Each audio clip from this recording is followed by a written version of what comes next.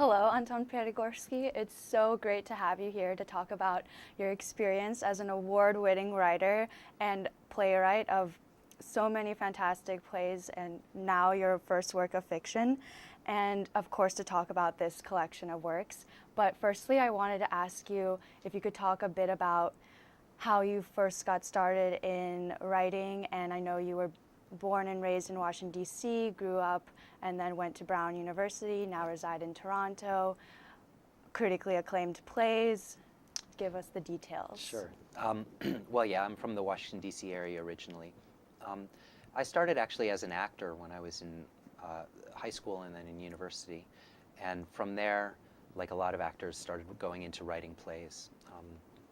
I also studied philosophy, religious studies at school. And the combination of theater background and particular interests in those subjects got me going on writing. And I was writing exclusively plays for a long time. And over the past few years, I've been moving more and more towards fiction. And from my interest in history and philosophy and various subjects, just got into it. And how did you make the transition from playwriting into fiction writing?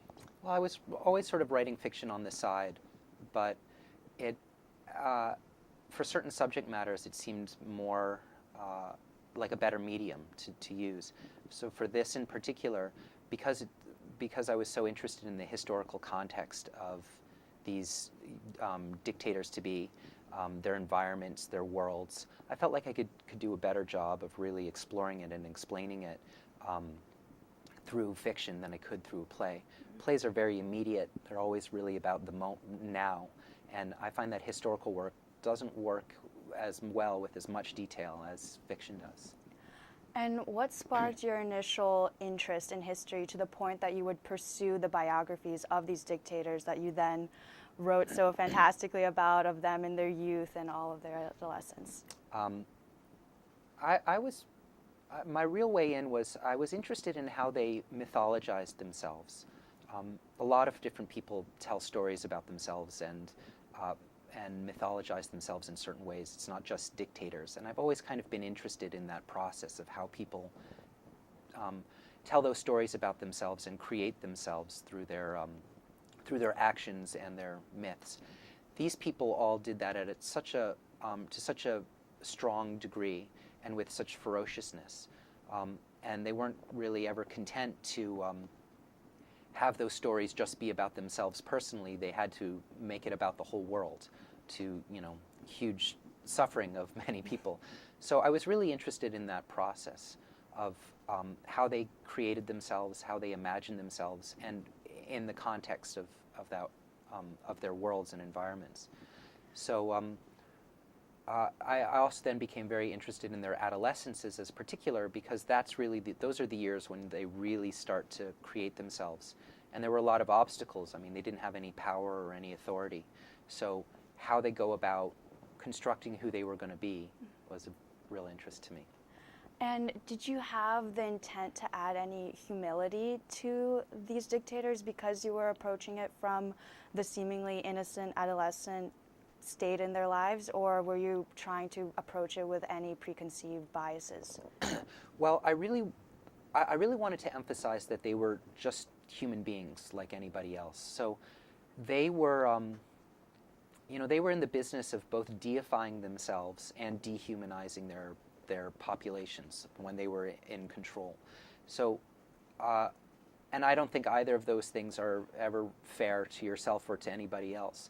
So I really wanted to take them as human beings like any other human beings. Some of them were really awful, even when they were young. Some of them, when they were young, were more complicated, partially awful, not as partially awful. And I just wanted to be able to look at them somewhat objectively and clear-headedly, not being overly sympathetic to them, but not automatically demonizing them because the actions that they did later in their lives were so terrible. I really just assumed that these were teenagers who had bad tendencies but had not yet done the terrible things that they were going to do. And what can we see about them? Who were they? So I wanted to just be as sort of fair and objective when I was exploring them as I could be.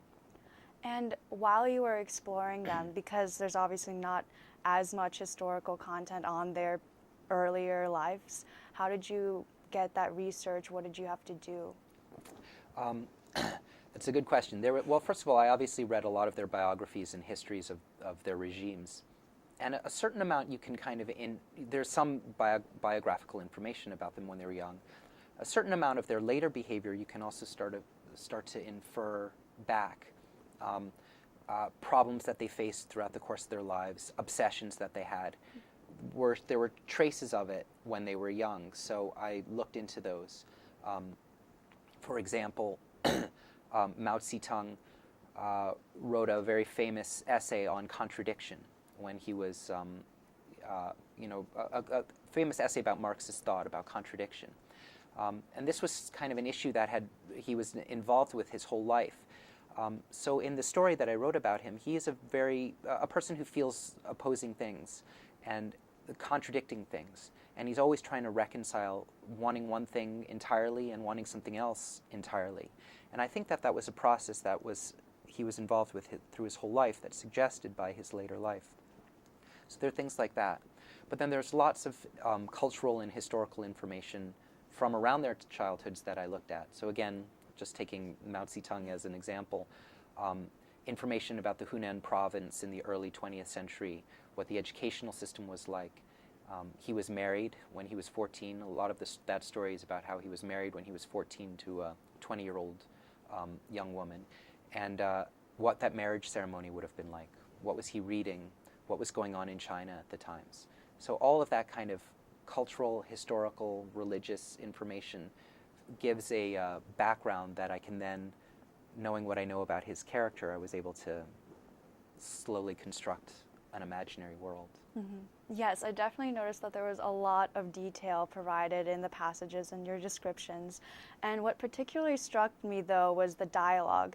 You are praised for your dialogue, and even in reading the stories, the conversations between, for example, young Hitler and his mother were so eerily authentic and real that I have to ask, how did you go about finding this voice? So it's like one thing to have the descriptions, but another thing to find the particular voice and how the characters, but otherwise very real people, are articulating themselves. Well, thank you, first of all. That is my playwright roots coming out. That's what I've been doing for years.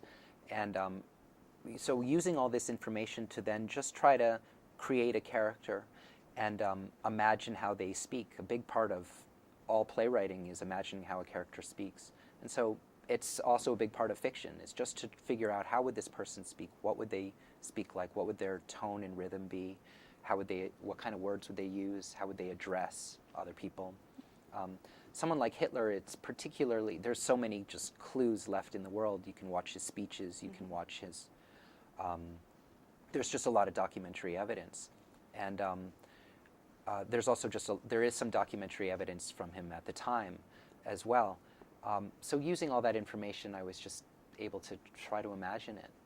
But ultimately, it's a leap. Ultimately, it's just a creative leap that I have to take, where you make some assumptions and say, okay, this is who this version of Hitler is going to be. It's, who knows how close to accurate it is. It's not, that's not even really the attempt. It's still a work of fiction. Mm-hmm.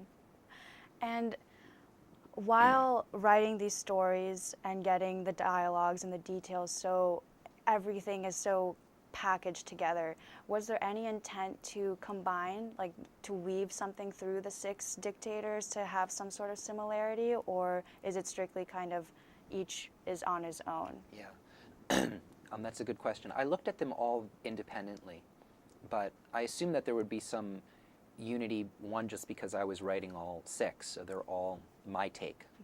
Mm-hmm. And also, there were just some natural things that rose, circumstances, biographical details that echo each other, historical circumstances that echo each other. So I just really wanted to let the situations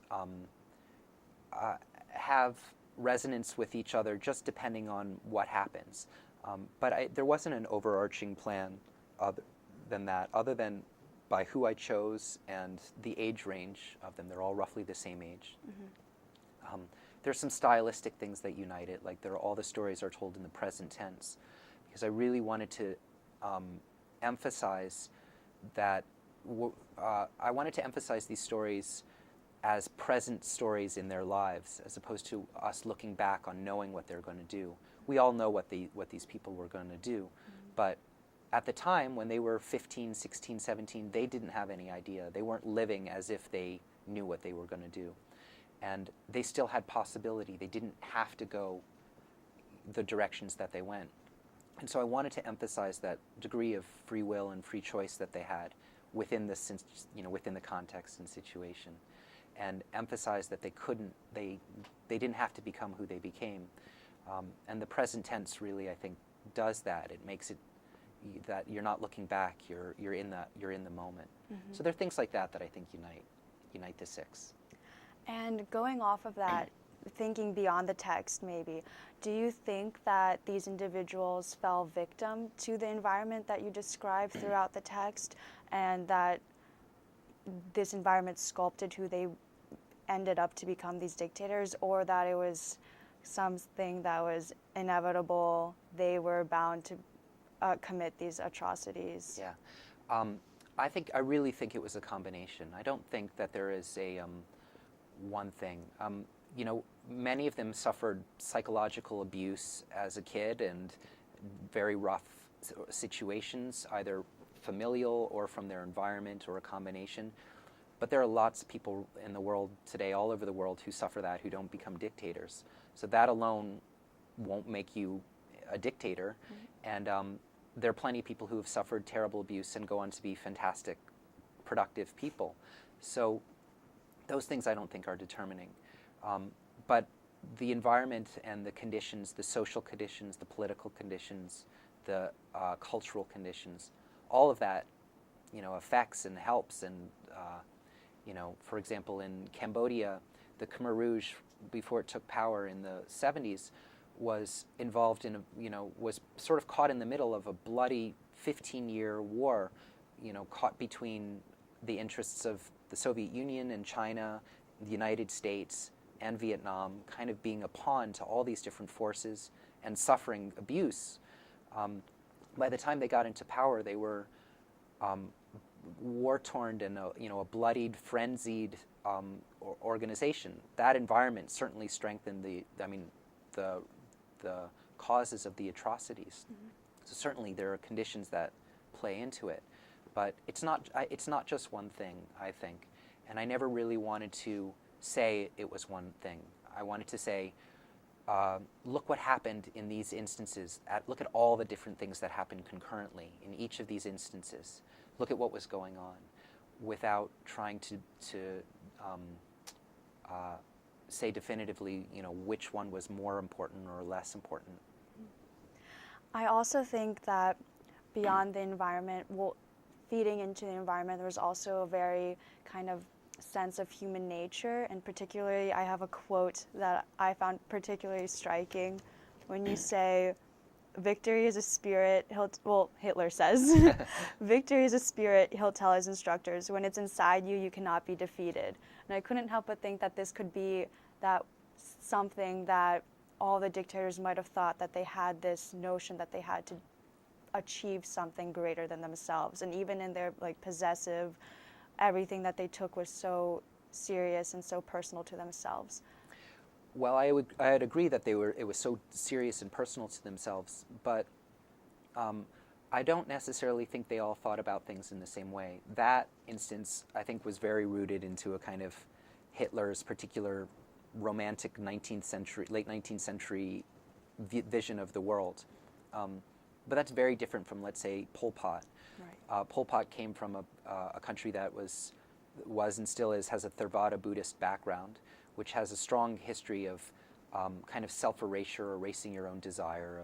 And when that combined with a very radical form of communist thinking that, again, tried to de-emphasize the individual, combined with the brutality of the circumstance, made him very interested in erasing himself and erasing his desires and trying to erase any kind of individuality of the people around him. So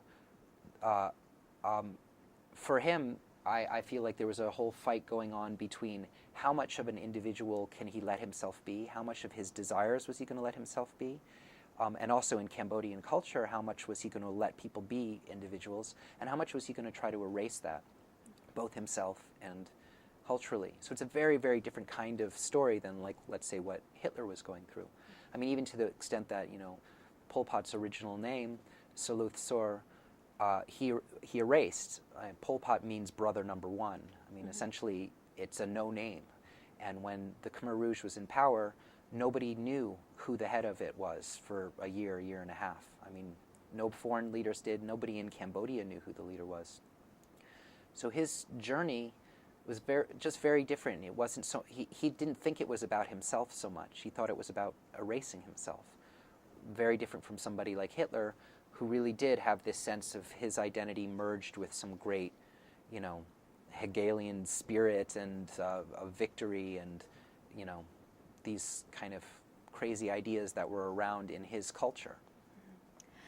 Well, given you were talking about how all these dictators are so very different from each other, I couldn't help but think, if you were to think creatively and turning this into a play, would you be able to, would you ever want to do that in the first place? Would you be able to do that? And would it be one collective, cohesive play, or would you pick a certain dictator to specify on, or how would that go about? I wouldn't want to do it at this point, mostly just out of fatigue with this material. There's only so much time you can spend thinking about these people. Researching biographies. So I wouldn't be really interested in doing that. But, you know, again, I would have a hard time with it because it was so important to me to set them not just as, I mean, well, let me back up. With plays, I'm really interested in just the individual person and their environments, less so on the whole cultural, political, historical circumstances surrounding them. Those things are implied a little bit in a play, but can't be explored to the same extent. And what interested me about these people both was the people themselves and their environment. And one without the other wasn't that interesting to me. So it would be hard, I would find it hard to get at that same level through a play. So this seemed like the perfect medium, and it's kind of where I'm just going to go with it and leave it at that.